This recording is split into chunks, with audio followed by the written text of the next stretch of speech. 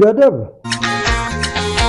Arsii keessaa gadab waan ima faayee namaa qabeenya sonaa filee keessa kaayee gadabin nu galchii warri loonii kadhatu ganna marga isiitiif bona bishaan isiitiif achitti maqatu daa'ee loon gadabii hora hambuuqataa miree gaaraa yaa'ee karra kee qubata taadhii hormaata keetiin gurri kee baheera ilmati barsiifti addunyaaf gaheera hayyoota horatte barsiisaaf xiinxallaa doktorri ati oomishte rakkoof mala.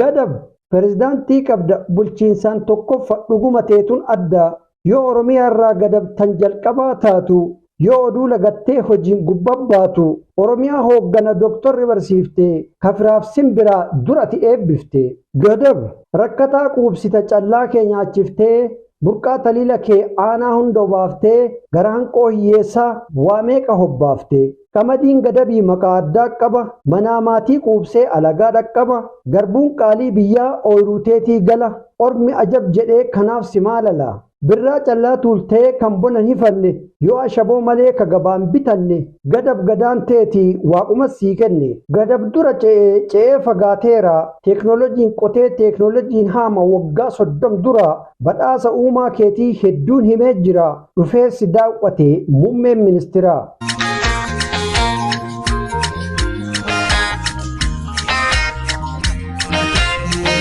Gadabin nu galchi gadaan hulluusisi hoffol badhaadhaa kiyya ammas gubbaa si aansi kaakkaa fi odaa shahiin jaafla gawaabee utubaa sibiilaa durra bofii dhaabee burqituuf xameela aarduuf waqeenxaraa abdii sanyiif nyaataa Oromiyaa maraa qe'ee aadaaf seenaan barreeffameen dhumne arsii mirga ofii dabarsitee laanne boba'aa jabiddaa kan diina jalaan kaanne dhiirran garaacha gadab akka Filisxeemii dhagaan diina aane isinirraa qabsiifne ibidda hin dhaamne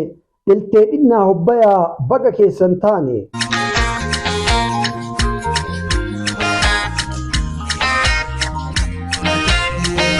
Gadab hayyuu horatteerta kan yeroo tokkotti kitaaba facaasu dureessa kiila lixe loowwan kumaan yaasu qe'een tee nageenya namni kee fakkeenya tolaa aanan obaafta hamaa dhagaan biyyaa baafta akkana akki keenya. Gadab hayyoonni tee dhufan ergaa qabatanii dhaloota dabarsuuf har'a dhaamatanii xurree beektota hundaa torbee dubbisaati walgayii ilmaan arsee guyyaa gadabiiti dhaloota dhaalchifna mul'ata laa keessaa labanni kaayoo qabu dubbisaaf barreessaa gadab jechuun hasaasa qabanne dhufne dhaamsa barreessaa fi dhiyeessaan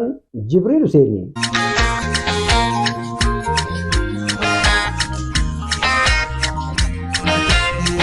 Chaanaalii keenya sabskiraayib laayikii fi koomentii gochuudhaan oduu fi odeeffannoowwan akkasumas qophiilee bashannanaa yeroo yeroon isin biraan geenyu hordofaan dhaamsa keenya Obsaa Miidiyaa madda bashannanaa.